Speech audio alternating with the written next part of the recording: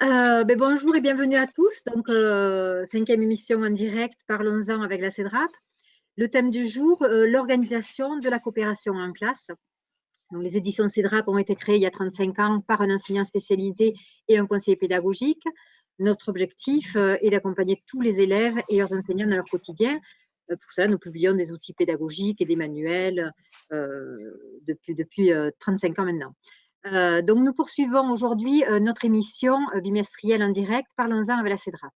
Donc, plusieurs tables rondes ont déjà été réalisées autour de thèmes variés comme l'école à la maison, les relations parents, enfants, enseignants, les rythmes et progrès, l'apprentissage à distance, la double gestion de la classe. C'est vrai qu'avec le confinement, ça a été un débat qui était nécessaire, hein, donc comment rassurer et avancer.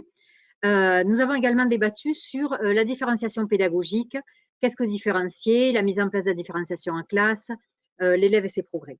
Toutes nos émissions ainsi que nos ressources pour assurer la continuité pédagogique sont en ligne sur cedra.fr. Et aujourd'hui, puisque c'est quand même un sujet qui est venu à plusieurs reprises au fil des débats, nous échangeons sur l'organisation de la coopération en classe. Donc pour ça, nous avons aujourd'hui 3 invités à qui vous avez pu envoyer vos nombreuses questions sur le thème du jour, la coopération en classe, et que nous sommes ravis de recevoir. Alors, je vais faire les présentations. Donc, Sylvain Connac, vous êtes enseignant-chercheur spécialisé dans les sciences de l'éducation et les pédagogies coopératives. Vous êtes l'auteur de l'ouvrage Enseigner sans exclure, la pédagogie du colibri. Et vous êtes ici donc pour partager avec nous vos savoirs sur le sujet. Merci et bienvenue. Édouard Vincent, donc vous êtes professeur des écoles et blogueur sur Un prof des écoles, où vous partagez vos idées pour la classe. Vous êtes également formateur numérique Apple certifié. Vous êtes ici pour partager avec nous votre expérience de terrain et votre regard sur la mise en pratique de la coopération en classe. Bienvenue. Et puis, avec nous également, Christine Philippe. Donc, vous êtes maître de conférences honoraire en sciences de l'éducation, formatrice pour les enseignants travaillant dans le champ du handicap mental et cognitif, dont l'autisme et le TDAH. Vos recherches portent sur les conditions de la scolarisation des élèves avec TSA et sur les outils et méthodes qui permettent à ces enfants d'entrer dans les apprentissages scolaires. Vous vous intéressez particulièrement aux situations d'inclusion scolaire avec ou sans AESH. Vous animez également depuis plusieurs années des formations pour les professeurs de conservatoire et écoles de musique sur le thème musique et autisme. Et nous sommes ravis, bien sûr, de vous recevoir aujourd'hui. Donc, pour le thème du jour, sur l'organisation et la coopération en classe, nous avons regroupé toutes les questions autour de 4 thèmes. Donc, ces 4 thèmes que vous retrouvez donc affichés sont la définition de la coopération et apport sur les apprentissages. Donc, essayez de donner une définition, si tant est qu'il y a une définition ou plusieurs peut-être. Rassembler la classe et inclure tous les élèves. Impulser la coopération et enfin, travailler sur les dispositifs.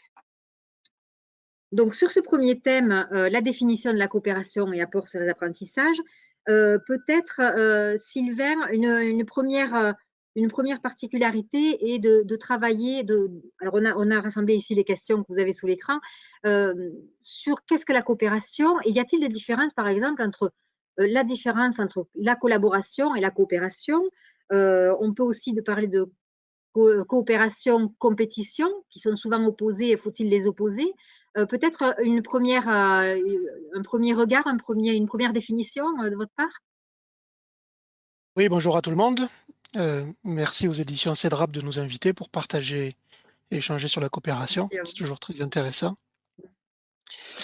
Les pratiques de coopération à l'école, elles sont très nombreuses et même elles sont quasiment continues.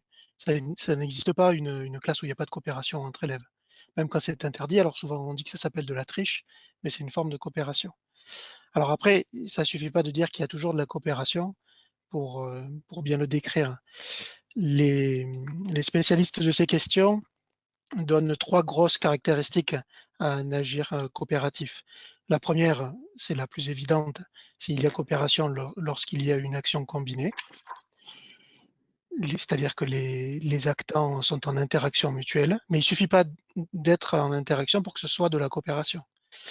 La deuxième caractéristique, c'est que pour qu'il y ait coopération, il faut qu'il y ait une intention de coopérer. Alors celle-là, elle est intéressante à l'école parce que on voit bien qu'à chaque fois qu'on oblige un enfant à coopérer, ça peut poser tout un tas de problèmes. Et la troisième caractéristique, c'est qu'il y a coopération lorsqu'il y a un bénéfice partagé. C'est-à-dire chacun des actants en retire un intérêt particulier.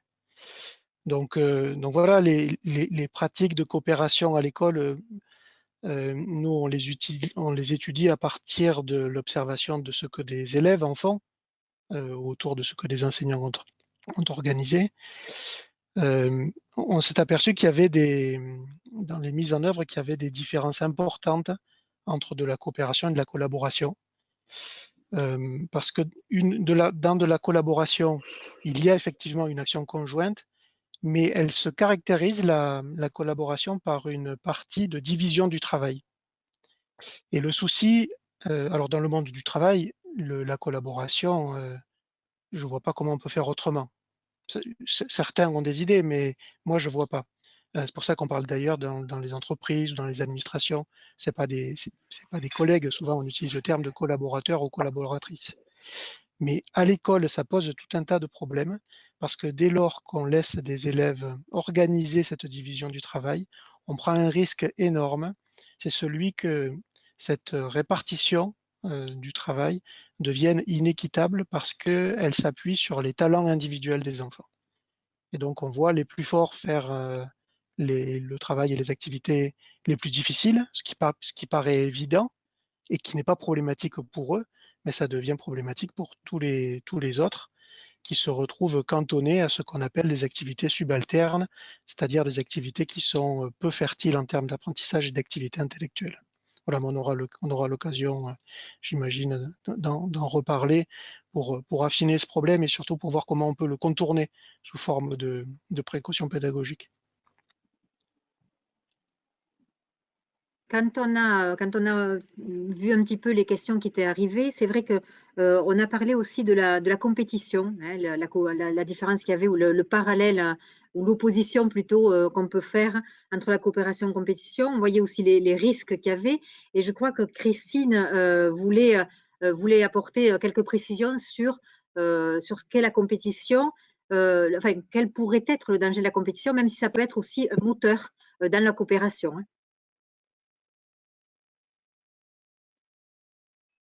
Le micro est coupé, excusez-moi. Donc, là, c'est bon. Donc, oui, d'abord, merci de cette invitation et bonjour à tous. Donc, oui, moi, j'oppose en effet ces deux pratiques, celle de la coopération et celle de la compétition. Et je pense que dans notre système scolaire, c'est plutôt la compétition qui domine. Alors moi, je m'appuie sur des travaux là, et j'ai d'ailleurs soumis une vidéo qui pourra être visionnée après cette émission, d'un biologiste qui s'appelle Pablo Servigne et qui, avec un autre auteur qui s'appelle Gauthier Chapelle, a publié un ouvrage qui s'appelle L'entraide, l'autre loi de la jungle. Et alors, effectivement, ils proposent, voilà, tous les deux, ces deux lois de la jungle, alors celle de la compétition, et alors d'ailleurs, quand on pense à la loi de la jungle et à la loi de la nature, on pense plutôt à la compétition. On pense que c'est la seule loi de la nature. Voilà, dans la nature, c'est le plus fort qui l'emporte. Il y a une espèce de compétition entre les êtres vivants, etc. Et c'est vrai que quand on pense à la coopération, et ces auteurs la mettent vraiment en avant, montrent qu'elle existe, contrairement à ce qu'on pense. Il n'y a pas seulement la compétition, il y a aussi la coopération, mais celle-là, elle est un petit peu invisible, elle est passée sous silence. Et quand on y pense, on a tendance un petit peu à la caricaturer. Voilà. Et donc, effectivement, pour moi, la coopération, elle implique vraiment l'entraide, l'altruisme, l'humanisme, l'empathie, enfin toutes ces qualités, voilà, qui sont parfois d'ailleurs un petit peu déconsidérées, alors que la compétition, et ces deux lois existent, hein, bien sûr, dans la nature, non seulement chez les humains, mais les animaux, voilà, etc. Effectivement, voilà, ces deux lois existent, mais si on veut développer la coopération, eh bien, il faut développer un certain nombre de compétences et qui ne vont pas du tout de soi parce qu'on est dans un système, encore une fois, qui valorise plutôt la compétition que la coopération et qui engendre alors la compétition, contrairement à la coopération, de la peur, du stress. Et effectivement, il y a des enquêtes PISA le montrent, les élèves français sont dans cette situation, même si un certain nombre d'enseignants mettent en place de la coopération, je n'ai jamais dit que ça n'existe pas, c'est quand même la compétition qui domine, avec effectivement un sentiment d'angoisse, de peur, de stress. Voilà. Et c'est vrai que voilà, pour cette raison, il y a vraiment beaucoup à faire dans ce domaine. Je Être m'arrêterai là. attentif, voilà, à doser, on va dire, entre compétition, coopération, voilà, c'est une question aussi de dosage. Peut-être, Édouard, quelques exemples, ou que déjà aussi, y a-t-il plusieurs formes de coopération, vous, dans votre pratique en classe, peut-être? Bonjour, merci. Oui, ce que je voulais dire pour la compétition, c'est qu'effectivement, on a remarqué quand même en classe que quand on met un petit peu de compétition, ça pouvait pousser les enfants, les élèves à coopérer. Des fois, on a du mal à les faire coopérer, justement, c'est compliqué, c'est pas facile, hein. On en discutait ce matin. Et effectivement, des fois, mettre un petit peu de compétition, alors bien sûr, il faut le gérer, il faut l'encadrer, hein, mais ça peut permettre justement à certains de se motiver et de se dépasser aussi, ce qu'ils n'auraient pas fait en temps normal si on n'avait pas juste dit, bah voilà, faites ce travail ensemble sans les encadrer et sans effectivement leur donner, on va dire, un objectif. Alors, c'est pas une compétition, mais on va dire un objectif, un but à atteindre avec différents groupes. Je sais pas si je suis clair. Et les différentes formes de coopération, il y en a plein, effectivement, mais ça, je pense que Sylvain est plus apte à même de les énumérer que moi. C'est sa spécialité. Sylvain, quelques exemples alors de formes de coopération? Ouais, on parle de pédagogie coopérative au pluriel pour décrire un ensemble polymorphe de pratiques. Il y a énormément en fait de situations dans les salles de classe ou ailleurs, même dans les espaces éducatifs, où il y a de la coopération. On est arrivé à distinguer des formes de coopération qui sont orientées vers les apprentissages, vers la construction d'apprentissage, et d'autres formes de coopération qui sont plutôt utiles pour lier de la socialisation, c'est-à-dire pour développer des liens du collectif.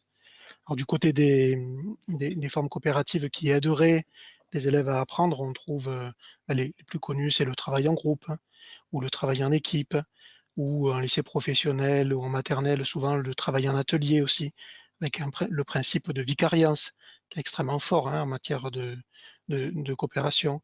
On trouve aussi l'aide, l'entraide, le tutorat, qui n'est pas la même chose que le monitorat. Voilà, il y a tout un tas de pratiques extrêmement diversifiées. Et puis, il y a d'autres pratiques de coopération qui sont beaucoup plus en lien avec l'histoire des mouvements d'éducation nouvelle, qui ont beaucoup développé les pratiques de coopération. Je pense notamment à ce qui a été développé, entre autres, par Janusz Korczak, un pédagogue polonais, Mossei Pistrak, Célestin Freinet en France, Roger Cousinet, c'est-à-dire les conseils coopératifs d'enfants, voilà, qui ont beaucoup été étudiés et qui sont intéressants pour développer la socialisation par l'apprentissage de la démocratie participative. Mais ce n'est pas la seule forme de coopération dans ce domaine-là. On trouve aussi les discussions démocratiques.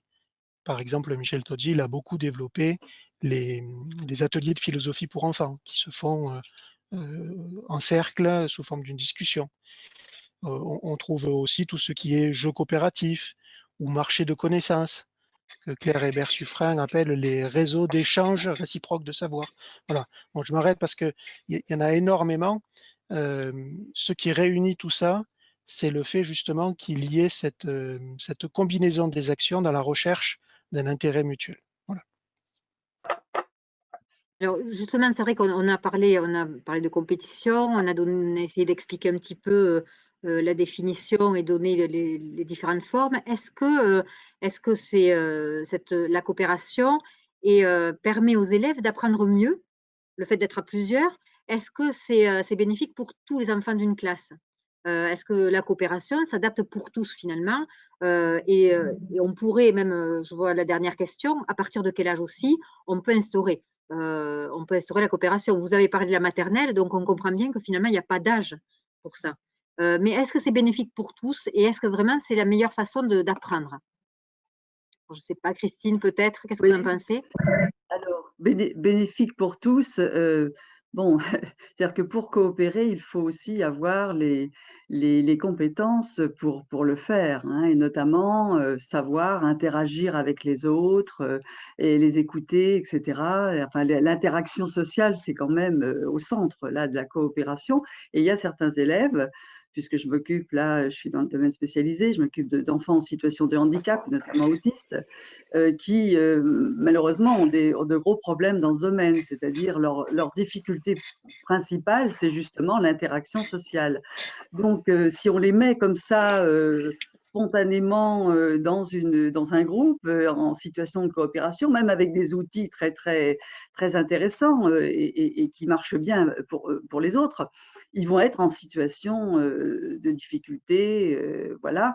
Donc, est-ce que c'est valable pour tous les élèves? Certainement pas pour eux. Alors, ça ne veut pas dire qu'il ne faut pas les aider. Et là, justement, eux, ce qu'ils vont avoir besoin, c'est d'aide, d'accompagnement, voire d'une autre forme de tutorat. Et effectivement, tout à l'heure, ça a été évoqué, parce que c'est aussi un mode de coopération, accompagner un élève, l'aider.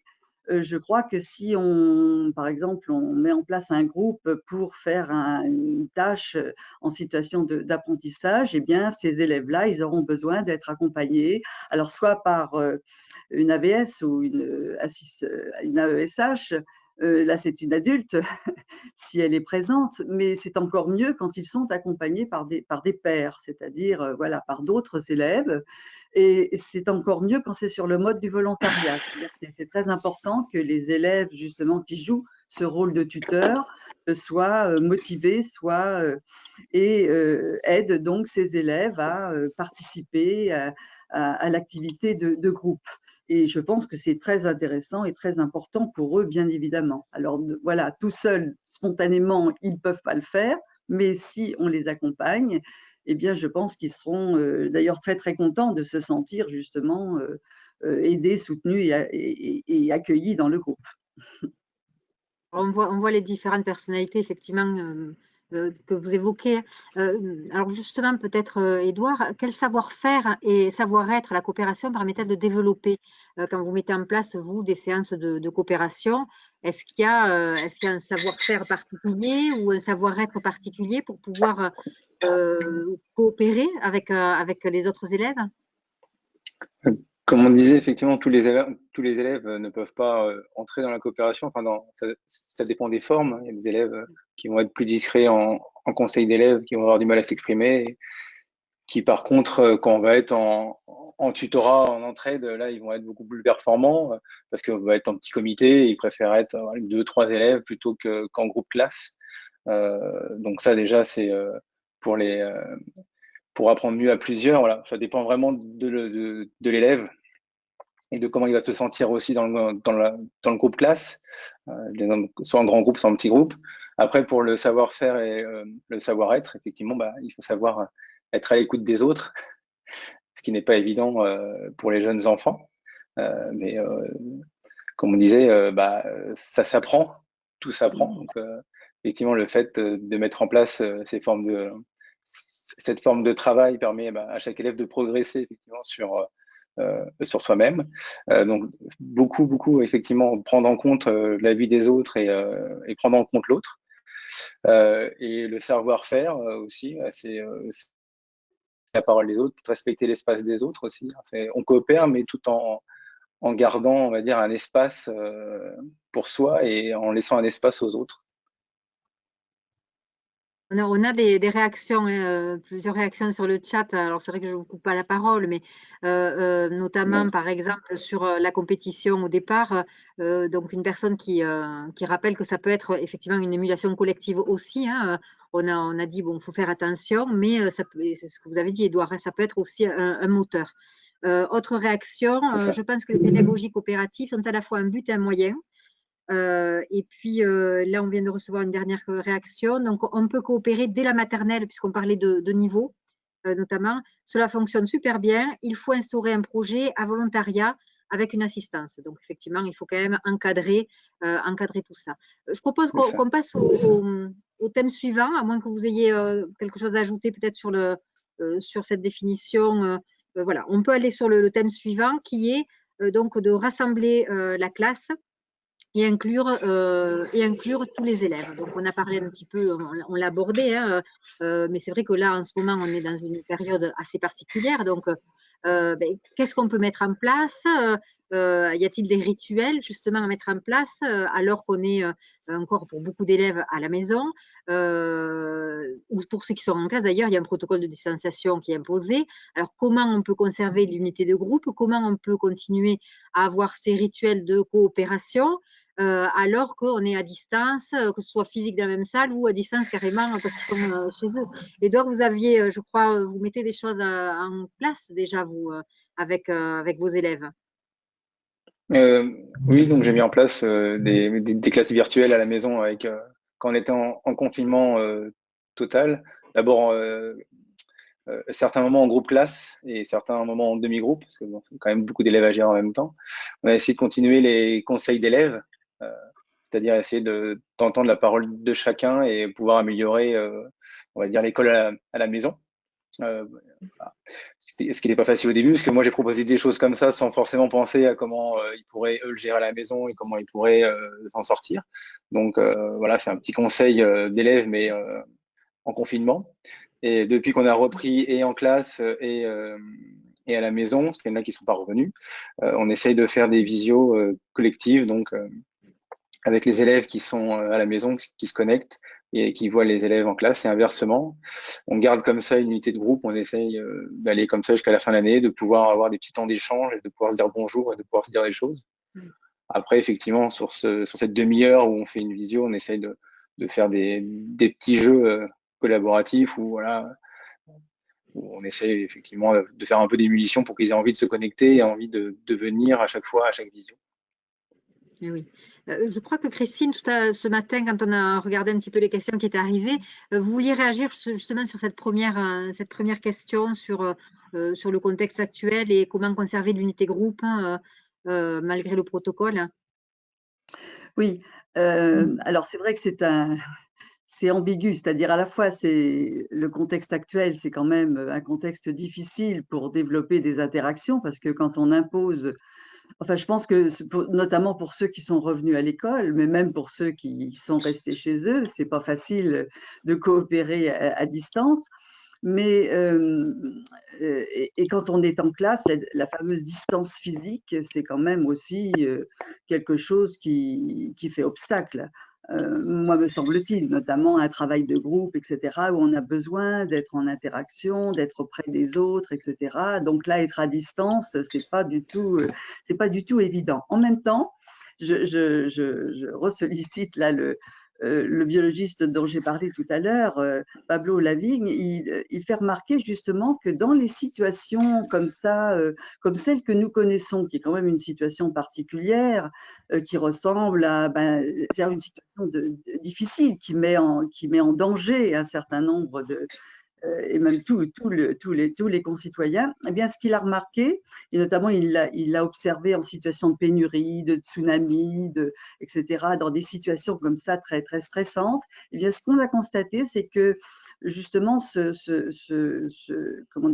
sentiment d'aller vers les autres, de vouloir les aider, de s'entraider, etc., donc de coopérer, eh bien, était particulièrement présent et particulièrement fort, beaucoup plus que dans une situation dite normale, quand on n'est pas en situation de stress. Alors ça me semble évident parce que ça me semble pas évident, mais ça me semble intéressant justement peut-être à à utiliser, c'est-à-dire que, et ça a été constaté, hein, c'est-à-dire que dans ce temps là où tout le monde était confiné, eh bien, il y a un certain nombre de personnes qui, justement, ont proposé leur aide à des personnes âgées, par exemple, qui ne pouvaient pas aller faire leurs courses, etc. C'est-à-dire qu'on a vu se développer un certain nombre de coopérations qui n'existaient pas en temps ordinaire. Ça me semble intéressant. Donc, à la fois, c'est difficile et en même temps, c'est peut-être une opportunité en ce moment, justement, vu ce qu'on vient de vivre, donc cette espèce de stress-là dans les familles, etc., que d'en parler d'abord avec les élèves et puis justement peut-être d'en profiter, entre guillemets, pour développer justement cette envie d'être ensemble et d'aider les autres et de s'intéresser aux autres. Sylvain, peut-être un complément à tout ça, ou en tout cas peut-être parler d'un projet collectif qui pourrait faire l'objet de coopération sur ce thème-là? Et sur le site des cahiers pédagogiques, là, il y a des enseignants qui se sont réunis pour proposer des réflexions sur ce qui reste possible en termes d'organisation de la coopération malgré des empêchements liés au protocole sanitaire. Donc, donc, donc il y a beaucoup d'empêchements, mais il y a aussi quelques possibles qui sont envisageables. Voilà, je vous laisse aller voir. Parce que tout à l'heure Edouard parlait des jeux, c'est un peu étonnant, mais on peut sans contact organiser des jeux coopératifs dans une classe. Ça, voilà, ça existe. De manière générale, j'ai envie de dire que ce qui donne la possibilité d'inclure tous les élèves dans une dynamique coopérative un peu collective, c'est le fait de ne pas obliger la coopération. C'est-à-dire que la coopération soit une libre option, que tous les enfants aient la possibilité de coopérer, mais qu'au moment où ce soit possible, ouvert dans la classe, que chacun ait la possibilité de ne pas le faire. Je peux prendre un exemple. Souvent, on se pose la question de la composition des groupes quand on organise du travail en groupe. On s'est aperçu, alors ça c'est une recherche que j'ai eu la chance de faire dans un lycée dans le Gard. On s'est aperçu que le fait de ne pas obliger des élèves à travailler en groupe avait pour conséquence quelques semaines plus tard de développer de l'appétence pour le travail en groupe. Et les entretiens, l'analyse des entretiens qu'on a menés avec les élèves ont permis de mettre à jour les raisons de cette appétence-là qui se crée. Elle se crée principalement par l'exercice du manque, par l'épreuve du manque. Le fait d'avoir eu la possibilité de ne pas travailler en groupe se traduit par le fait de travailler seul. Et lorsqu'on est seul, alors c'est intéressant parce qu'on est tranquille, je reprends les expressions qui m'ont été livrées, mais quand on est face à une difficulté, en fait, cette tranquillité se transforme en blocage. Et ça, le fait d'avoir choisi de travailler seul, on le tient sur tout le temps du travail en groupe où on a fait ce choix-là, mais la fois d'après, on réfléchit et on en vient, bien évidemment, la plupart du temps, les élèves en viennent à choisir l'option de la coopération. Le deuxième point qui me semble essentiel aussi, j'en ai trois, hein. Le deuxième point, c'est la notion de réciprocité. C'est le fait, en tant qu'enseignant, d'être vigilant à ce que tous les enfants dans la classe, même les plus fragiles, même les plus différents, même les plus pénibles, aient accès aux fonctions coopératives les plus valorisantes. Je pense notamment à la définition du tutorat. Le tutorat, c'est une organisation où des élèves individuellement ont la possibilité de demander de l'aide à des copains ou des copines. Mais ce qui est intéressant dans le tutorat, c'est la position de tuteur. Et la réciprocité, c'est l'autorisation et l'encouragement très fort qui est adressé à tous les enfants de devenir tuteur dans une classe. Alors, être tuteur, c'est un statut, ça ne dure pas énormément de temps, ça peut durer 30 secondes, la fonction de tuteur. Mais pendant ces moments-là, c'est extrêmement intéressant pour les enfants parce que c'est une expérience de vie où ils vont avoir l'impression d'être valorisés pour ce qu'ils sont et qui ils sont, et en plus où ce sont eux qui sont le plus en activité intellectuelle. Voilà. Et puis le troisième et dernier levier, je l'emprunte aux travaux de nos collègues de l'Université de Genève, c'est la différence qu'ils font entre les buts de maîtrise et les buts de performance. C'est-à-dire qu'on peut très bien coopérer pour réussir une performance, c'est-à-dire réussir quelque chose qui a été demandé par son enseignante, par un copain ou par ses parents. Et ce qu'ils expliquent, c'est que lorsque des élèves sont dans des optiques et des configurations de recherche de performance, c'est beaucoup moins intéressant du point de vue des apprentissages que s'ils sont dans une recherche de but de maîtrise, c'est-à-dire où ils choisissent la coopération pour apprendre quelque chose, ou en tout cas pour mieux réussir individuellement à dépasser des obstacles qu'ils rencontraient auparavant. Donc c'est vrai que cette finalisation, qu'il y ait un bénéfice individuel inhérent à la coopération, me semble être une vigilance importante pour justement faire en sorte qu'au final, tous les élèves en tirent au moins un petit bénéfice. Pardon, j'étais un peu long. J'ai plusieurs questions qui sont arrivées, notamment une sur les classes à multiniveau. Avec une classe à multiniveau, quelle situation mettre en œuvre pour développer la coopération sans que ce soit forcément les grands qui aident toujours les plus jeunes? Est-ce que c'est toujours ce schéma-là qu'on retrouve ou est-ce qu'on peut justement mettre en place peut-être d'autres formes de coopération pour que chacun se voit attribuer ce rôle-là alors qu'il est plus petit peut-être, puisqu'on est en multiniveau? Alors quelqu'un qui aurait un exemple concret ou un conseil? Ouais, alors dans les formes de coopération, ce qui existe justement pour encourager tous les élèves à se sentir potentiellement tuteurs, c'est ce qu'on appelle les marchés de connaissances ou les réseaux d'échange réciproques de savoir. Ça s'appuie sur un triple adage que Marc et Claire Suffren et Hébert Suffren expliquent très bien. C'est personne ne sait rien, personne ne sait tout, et le savoir est gratuit. Voilà. Et donc, quand on organise un marché de connaissances, c'est une séance qui dure, en maternelle, ça dure une demi-heure, avec des plus grands, ça peut durer jusqu'à 1 heure. On demande à chaque enfant de tenir un stand où il va présenter quelque chose qu'il maîtrise à des copains qui vont venir le voir. Et on demande, alors la précaution pédagogique, c'est de faire en sorte et d'accompagner les élèves pour qui c'est difficile, que chacun tienne un stand, de manière à ce que chacun soit en situation d'expliquer et de transmettre quelque chose à quelqu'un. Ça s'appelle les marchés de connaissances.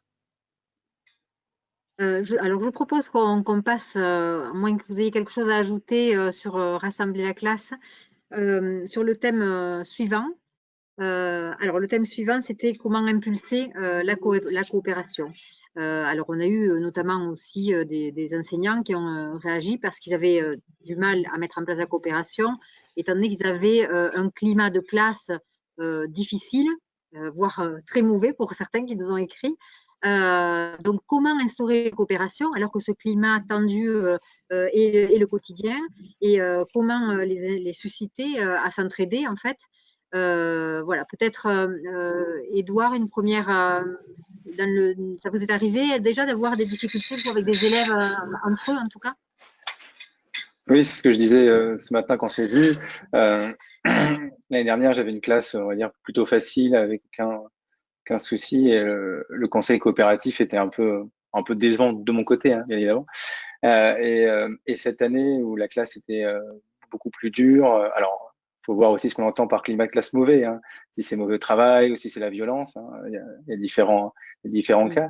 Et c'est vrai que cette année, le conseil a vraiment bien marché. C'est vraiment, les élèves se sont vraiment emparés de ce dispositif bah, c'est vraiment, ça a été génial et le climat de classe a vraiment progressé, a vraiment été apaisé. Après, comme on disait ce matin, il faut faire attention effectivement pour pas que ça devienne un tribunal. Mais justement, voilà, on a réussi à veiller là-dessus. On a réussi à empêcher les débordements. Il y a peut-être des fois des moments où on avait envie que ça sorte. Voilà. Comme disait Sylvain ce matin aussi, les messages clairs ont permis, qu'on a mis en place aussi dans la classe, ont permis de désamorcer avant les conseils certains problèmes. Ce qui fait que devant la classe, ils n'étaient pas forcément tous exposés. Ça a permis aux élèves de s'emparer du système de la classe et de faire en sorte que quand ils viennent le matin, ils étaient beaucoup plus, on va dire, enjoués et motivés à travailler, à passer une bonne journée ensemble. plutôt que septembre-octobre où c'était vraiment, voilà, on voyait que le matin ils arrivaient, mais on n'avait pas passé une bonne journée.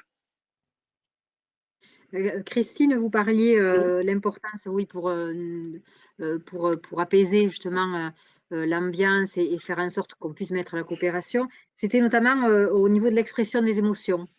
Oui, je pense qu'effectivement, encore une fois, enfin, c'est pas une critique, mais enfin, il faut aussi avoir un regard critique sur notre système. Je pense qu'on est très centré sur les apprentissages scolaires et bien sûr, à l'école, c'est fondamental et pas suffisamment sur les compétences sociales. Voilà, parce que dans certains pays, par exemple en Finlande, eh bien sûr, on va à l'école pour apprendre, mais on apprend aussi justement certaines compétences sociales, etc. Et notamment, alors et d'ailleurs, il y a quelques expérimentations en France qui sont intéressantes. Et là aussi, j'ai envoyé des liens vidéo pour les voir. À Trappes, par exemple, dans une école, eh bien, on apprend aux élèves depuis un âge depuis assez jeune, hein, à nommer leurs émotions. Il y a des tableaux comme ça où ils vont coller, voilà, que là ils sont tristes, là ils sont fiers, là ils sont contents, etc. Ils apprennent à exprimer ce qu'ils ressentent. Et ce qu'on a constaté dans ces expérimentations, en effet, c'est un espèce d'apaisement et une amélioration du climat de la classe. Parce qu'il y a beaucoup d'enfants, en effet, qui ils vivent des choses, mais ils ne savent pas les exprimer et donc ils ne se maîtrisent pas eux-mêmes. Alors tout dépend aussi, enfin bien sûr, hein, il y a des inégalités aussi entre les enfants, ça on le sait bien, hein, ça dépend aussi de quel milieu on vient, de quelle éducation on a reçue, etc. Mais c'est vraiment quelque chose dont devrait s'emparer l'école, hein, c'est-à-dire les apprentissages, apprendre à lire, écrire, compter, oui, c'est important, mais apprendre aussi à, à se maîtriser soi-même, à développer, à nommer ses émotions, etc.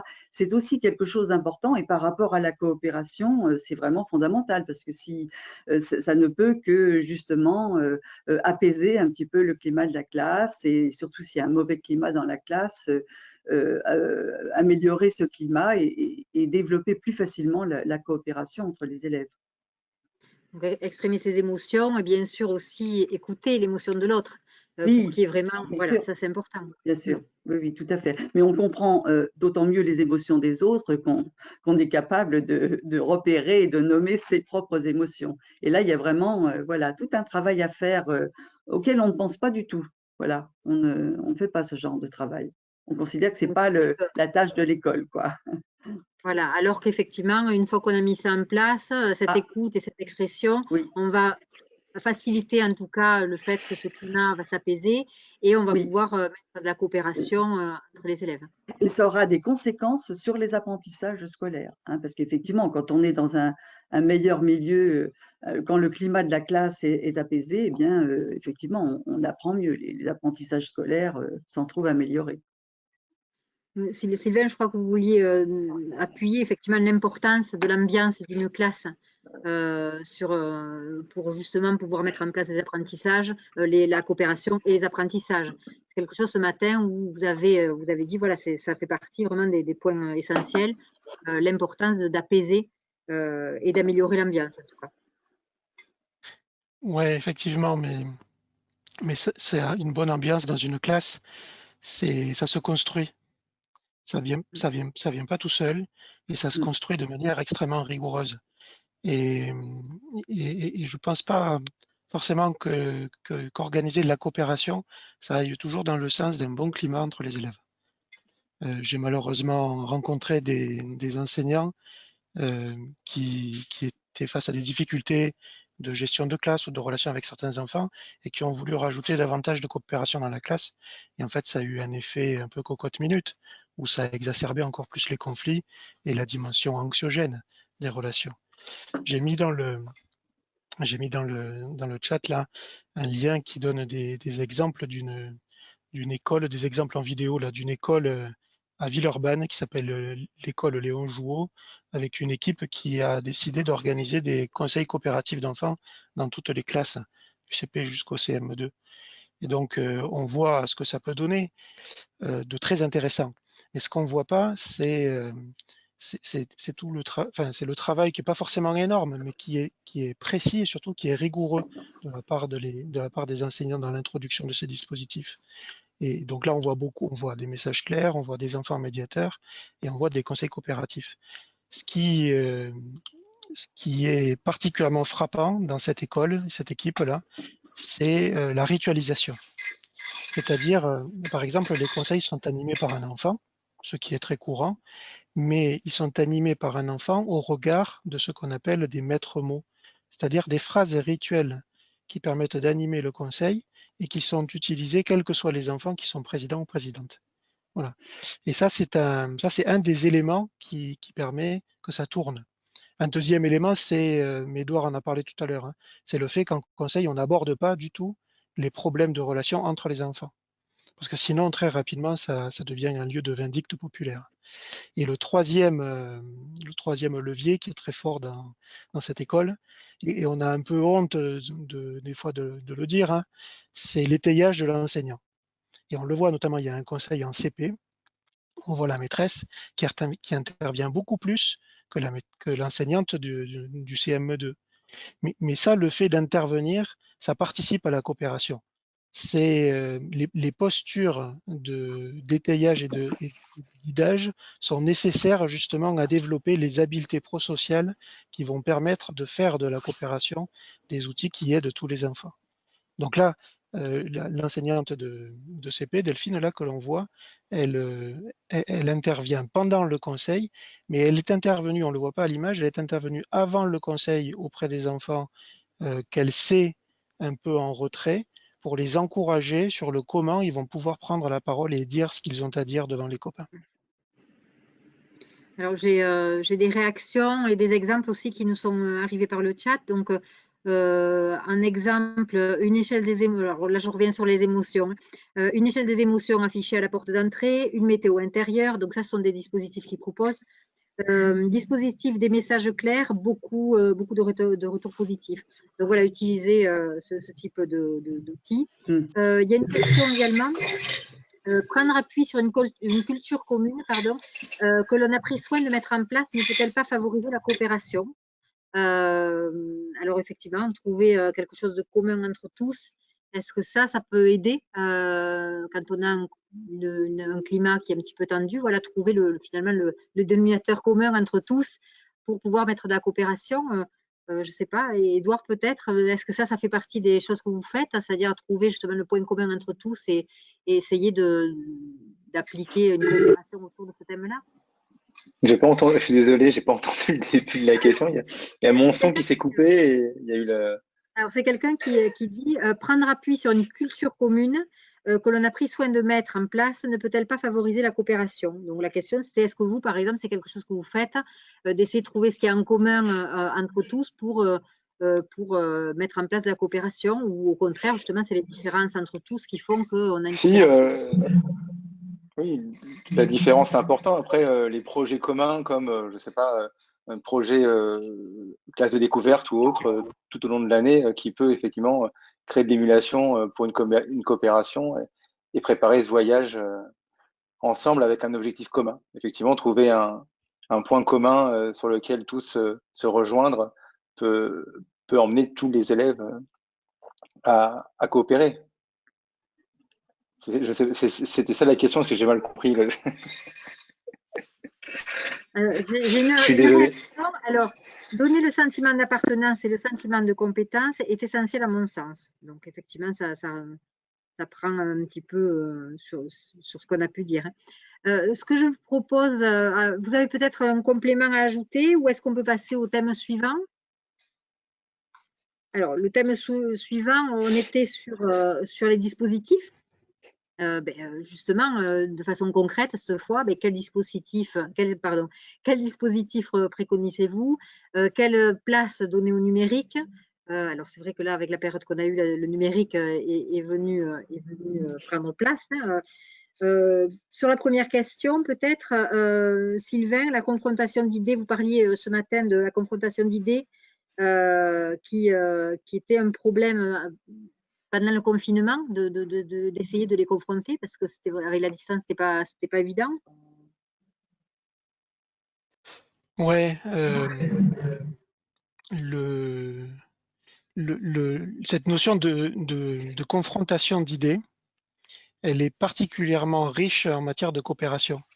Alors tout à l'heure, on parlait du lien entre coopération et émotion pour participer à la sérénité des relations au sein d'une classe. Et c'est intéressant aussi que des enfants se disputent. Alors pas se disputent forcément sur des moqueries, c'est pas des conflits relationnels qui sont intéressants, mais plus des conflits d'idées. Ça, c'est extrêmement intéressant parce que ces formes-là de coopération par de l'affrontement vont avoir pour conséquence extrêmement intéressante quand on est enseignant de voir arriver dans la tête des enfants des formes d'incertitude. Parce que c'est très humain que quand on discute avec quelqu'un qui soutient une forme de dispute et de controverse, qu'on en vienne naturellement derrière à s'interroger sur la solidité de nos propres arguments.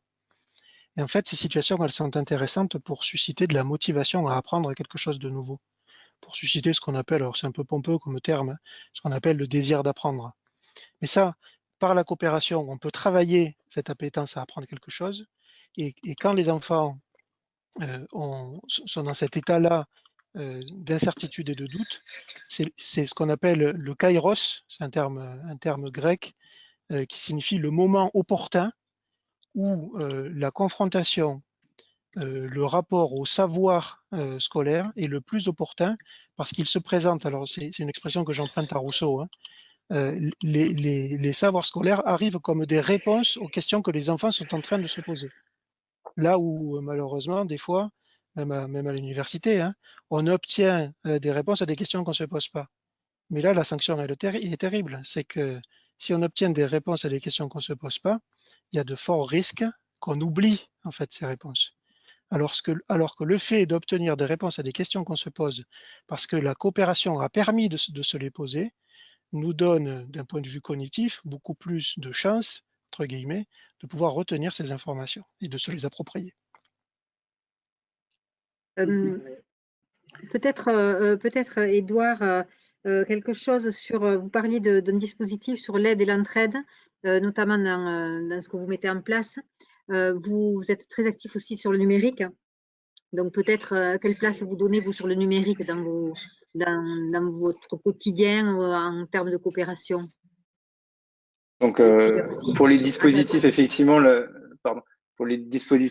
l'entraide et le tutorat, les conseils d'élèves, les métiers aussi pour responsabiliser les enfants dans les classes, on appelle des fois ça responsabilité aussi, et le conseil coopératif, on en a déjà parlé.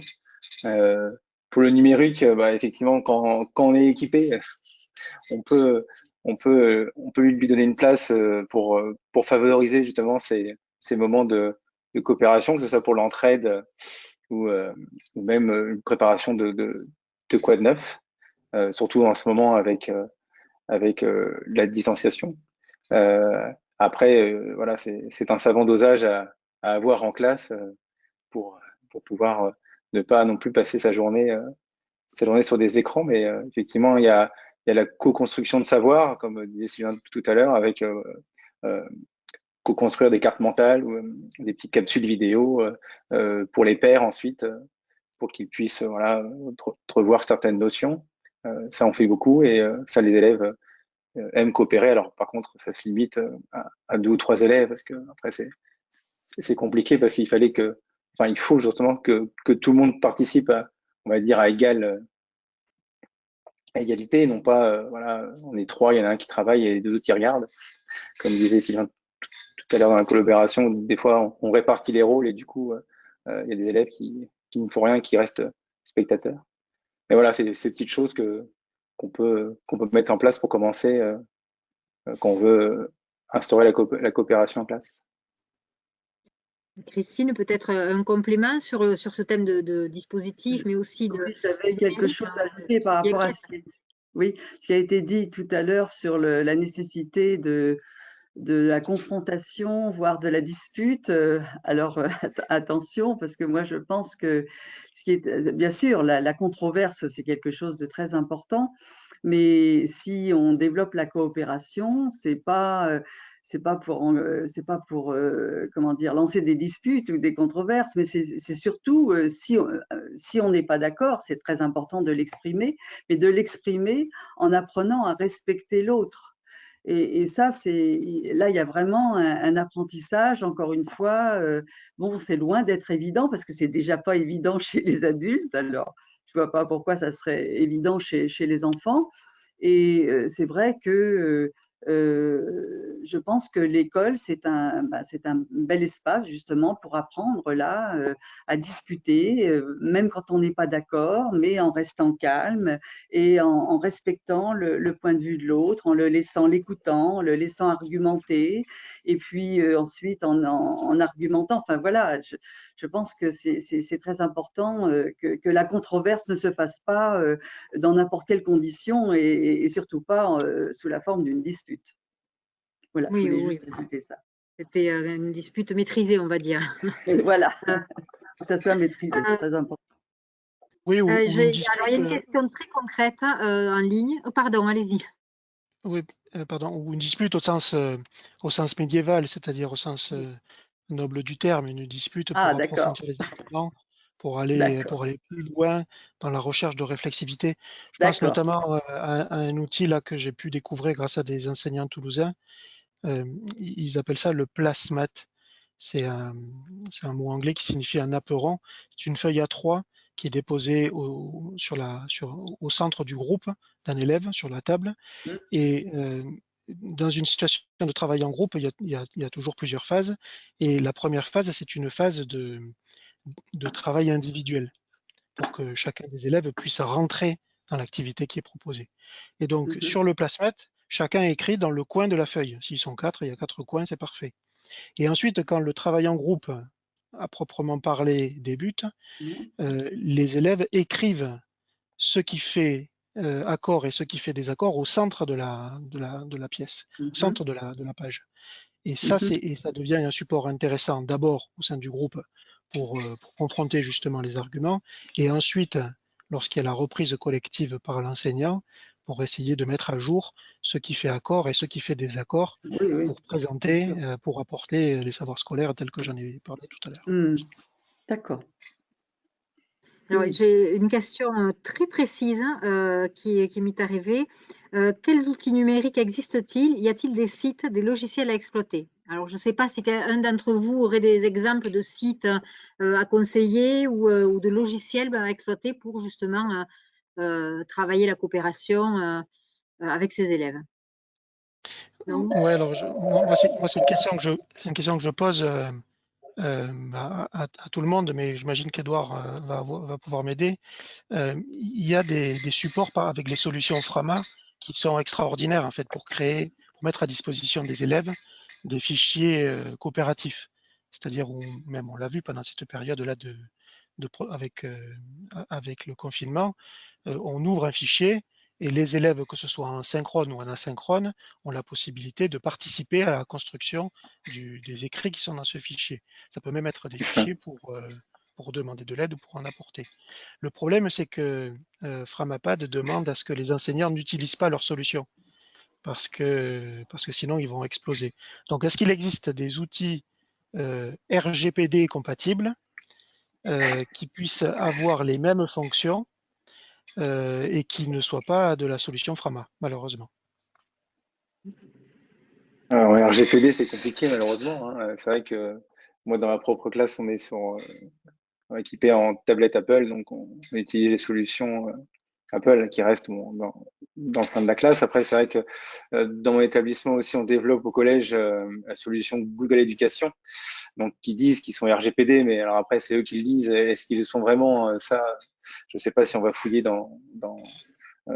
chez Google, mais en tout cas, ils disent que pour l'éducation, ils y sont. Donc, on pourrait ouvrir un Gmail avec un doc ou un document slide pour pouvoir faire de la collaboration. C'est vrai que Frama, ils veulent plus qu'on utilise pour l'éducation.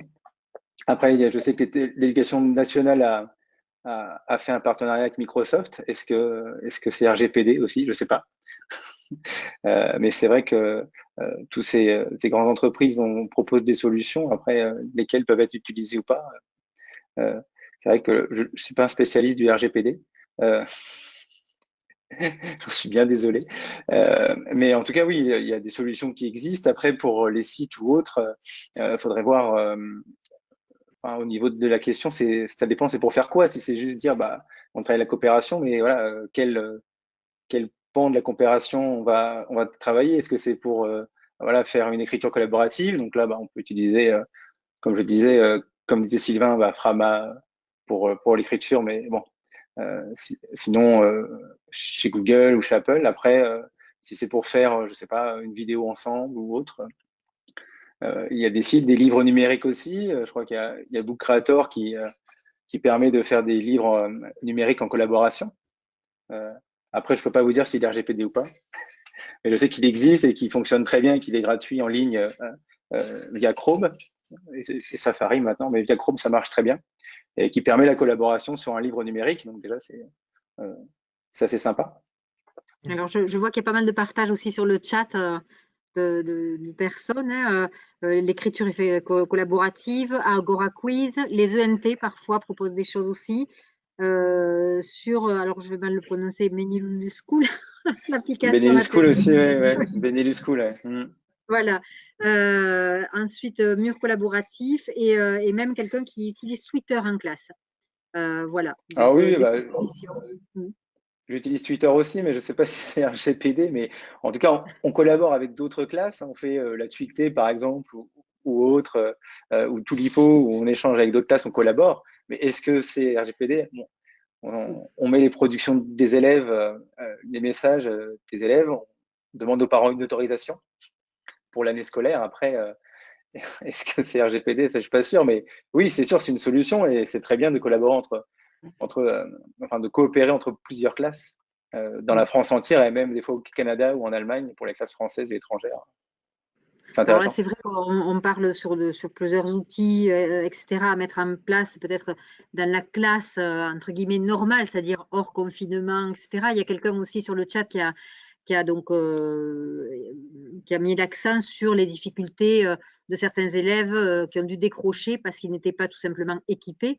Donc tout ce qu'on dit là, c'est vrai que c'est quelque chose d'idéal, peut-être à mettre en place dans la classe, parce que en fonction des écoles, de la situation géographique, si on est plus ou moins connecté, si on est plus ou moins équipé, c'est vrai que ça va pas être évident pour tous de pouvoir d'avoir ces dispositifs disponibles en tout cas. Donc voilà, les Padlet aussi, on en avait parlé sur d'autres réunions, les classes virtuelles du CNED, voilà, il y a plein de propositions. Je crois que Les Padlet, c'est bien, mais aujourd'hui. ce n'est pas RGPD, ça c'est sûr. Les Padlet. Mais c'est très bien, le Padlet, c'est génial aussi. Alors, on arrive à la fin de ce thème. Est-ce que vous vouliez ajouter quelque chose sur les dispositifs, sur le numérique en général? Alors, je vois que ça continue sur le chat à donner des conseils de sites. Alors, quand on a préparé donc cette réunion, on s'est rendu compte que c'est vrai que toutes les questions étaient centrées sur la coopération des élèves, pour les élèves en tout cas. Et Christine voulait vraiment parler aussi de notre type de coopération qui était essentiel pour vous, hein, il me semble. Je vous laisse prendre la parole. Oui. Oui, parce que effectivement, si on parle de la pédagogie coopérative, etc., on pense aux apprentissages scolaires, on pense aux enfants, et c'est très important, bien évidemment, et on vient d'en discuter. Mais c'est vrai que la coopération, elle concerne aussi les adultes, elle concerne les enseignants.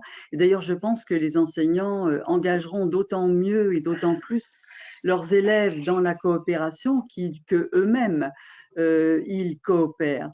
Et c'est vrai que là, il y aurait beaucoup à dire, en effet, sur la coopération pour les enseignants, notamment entre enseignants, par exemple, hein, autour de projets.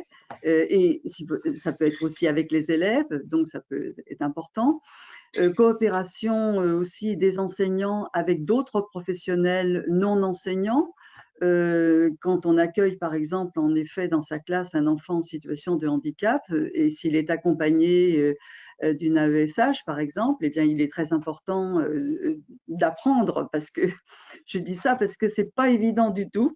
C'est déjà pas évident pour les enfants, mais c'est pas évident non plus pour les enseignants qui sont pour un certain nombre d'entre eux habitués avec leur classe, etc., et à être seuls dans leur classe avec leurs élèves, et de voir arriver dans la classe effectivement un autre adulte qui accompagne un enfant, bah, c'est pas évident. Et là, effectivement, il y a un apprentissage à faire, et c'est très important que l'enseignant s'implique et ne laisse pas l'enfant en situation de handicap au fond de la classe avec l'accompagnant et lui continuant à s'occuper du groupe. Donc là, il y a tout un tas de choses.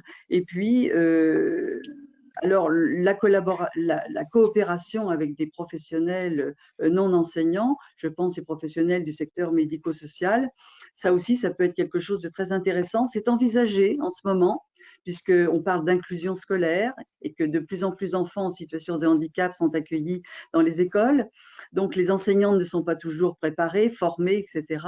Et c'est vrai que si l'école commence à ouvrir un petit peu ses portes, c'est pas évident à des professionnels qui ne sont pas enseignants, hein, mais donc des éducateurs, des psychologues, etc., des orthophonistes, enfin voilà, ça peut être là quelque chose de très important, non seulement pour les enfants en situation de handicap, mais pour tous les enfants.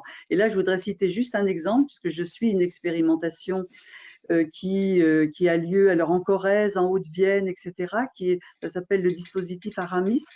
Alors, Aramis veut dire l'autorégulation pour l'autisme en milieu d'inclusion scolaire. Donc, c'est vrai que ça a été mis en place en France parce que c'est un dispositif canadien, hein, et c'est le professeur Stéphane Beaune qui est à l'origine de ce dispositif. Il est expérimenté en France et ça, c'est très, très intéressant parce que là, l'école a ouvert ses portes pour accueillir justement des professionnels non enseignants, donc des éducateurs notamment, et qui travaillent donc avec ces enfants autistes ce qu'on appelle l'autorégulation, qui leur apprend, ils apprennent à ces enfants à s'autoréguler, et on travaille des fonctions exécutives notamment, à s'organiser, à travailler, etc. Alors pas dans des classes à part, mais voilà, ça c'est un petit peu de décompression. Puis ensuite l'enfant retourne en classe, mais sans accompagnant. Et ce qui est très intéressant, c'est que ce qu'on a constaté, c'est que ce dispositif, il est aussi mis à disposition de tous les élèves, parce qu'il ne faut pas croire que parce qu'on est un élève ordinaire sans handicap, pour autant, on sait se contrôler, s'organiser, etc. Il y a ceux qui, effectivement, que Stéphane Beaune appelle les experts, qui effectivement sont tout à fait capables de faire, mais c'est une minorité. Il y a ceux qui sont entre les deux, qui sont effectivement capables partiellement, mais qui ont besoin d'aide de temps en temps. Puis il y a ceux qui sont vraiment en difficulté, comme les élèves autistes par exemple, et qui doivent vraiment être accompagnés. Et donc là, effectivement, on travaille cette autorégulation. Donc en fait, on apprend aux élèves à devenir autonomes, hein, c'est-à-dire à s'organiser eux-mêmes, etc. Et ça, c'est tout à fait favorable aussi pour la coopération. Plus les élèves sont autonomes, et mieux ils peuvent coopérer. Hein. Et il y a bien des élèves dans les classes qui n'ont pas, il y en a qui sont autonomes, bien sûr, mais il y en a qui n'ont pas assez d'autonomie et il y en a qui ne sont pas autonomes du tout. Donc, je pense que cette expérimentation, elle est très, très intéressante et qu'effectivement, en plus, dans ce projet, on travaille aussi le sentiment d'auto-efficacité. Ça, c'est extrêmement important parce que les élèves, bien souvent, je le redis, je l'ai dit au début, mais je persiste et je signe, comment dire, souffrent de ce manque de sentiment d'auto-efficacité. Ils n'ont pas confiance en eux. On est dans un système, effectivement, qui les stresse, etc., avec des programmes, de l'obligation d'atteindre un certain niveau, etc. Voilà, donc on est dans un système comme ça qui est très stressant. Et donc, du coup, il y a bien des élèves qui n'osent pas lever le doigt, poser des questions, etc., prendre la parole. Et voilà, ce dispositif permet justement de développer ce sentiment d'auto-efficacité qui n'existe pas suffisamment chez les élèves et pas assez non plus chez les enseignants, parce que beaucoup d'enseignants aussi souffrent de ce sentiment de ce manque de sentiment d'auto-efficacité. On voit que c'est un thème en tout cas qui aurait pu Oui, Oui. exactement.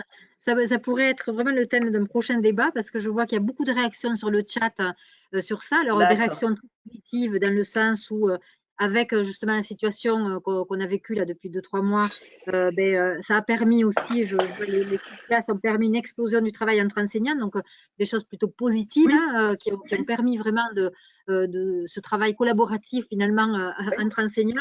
D'autres, au Oui. contraire, qui disent ben oui, mais ça a été difficile aussi parce qu'il y avait la distance, parce qu'on n'était plus ensemble. Donc voilà, on sent qu'il y a un thème assez D'accord. intéressant, en tout cas qui fait beaucoup réagir sur le chat. Juste une dernière question, quelqu'un qui demande quel est le nom du professeur canadien qui suit la recherche à Aramis. Il s'appelle Stéphane Beaune. B-E-A-U-L-N-E. Stéphane Beaune. Voilà, donc on voilà. sur ce thème qui est peut-être le prochain thème ou peut-être en tout cas ça pourrait l'être parce qu'il y a beaucoup de choses à dire. Je ne sais pas, peut-être vous voulez compléter quelque chose, Édouard ou Sylvain, sur ce qui a été vu aujourd'hui.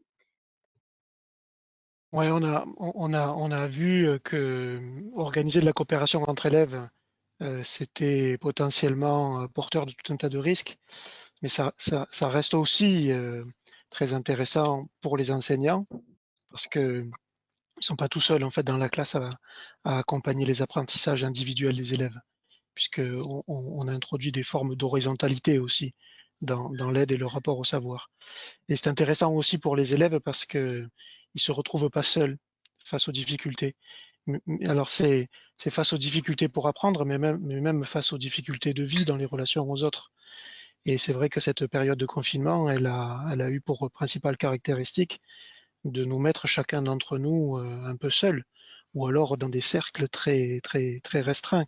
Et je crois que c'est la force de l'école que de recréer ces liens sociaux et ces appétences, ces attirances plutôt vers le collectif. Édouard, un dernier mot peut-être sur Non, bah oui, pour conclure, pour se lancer, enfin voilà, comme beaucoup d'enseignants, j'ai lu le livre de Sylvain enseigné avec les pédagogies coopératives et aussi voilà, j'aime beaucoup la pédagogie institutionnelle, donc il y a pas mal de choses à lire aussi de Fernand Henry et donc voilà, quand on a envie de se lancer en coopération, je pense que c'est donc freiner les livres de Sylvain Connac et puis les livres de Fernand Henry aussi sont à lire avant de se lancer. voilà, Et mais le livre merci. et le livre de Guillaume Caron et ses collègues pour la coopération Aussi, en oui, collège et en lycée. c'est vrai. Voilà, il y a une mine C'est vrai que je de parle de choses à lire. l'école, mais Voilà, en tout cas, merci à vous trois d'avoir accepté notre invitation pour débattre de ce sujet. Merci à toutes les personnes qui ont beaucoup réagi sur le chat. Alors, il n'y a pas une conclusion. On a vu hein, coopérer, oui, coopérer à tout prix, non. On l'a bien compris aussi. Hein, respecter chaque élève et son choix. Toujours les accompagner, bien sûr, comme le font d'ailleurs la plupart des enseignants. Hein, ça, c'est important. N'hésitez pas voilà, à revoir cette vidéo. Elle sera en ligne très prochainement. Le temps de faire un petit montage et puis vous pouvez revoir ce débat sur notre site internet. Merci à tous en tout cas d'avoir été avec nous cet après-midi. Au revoir.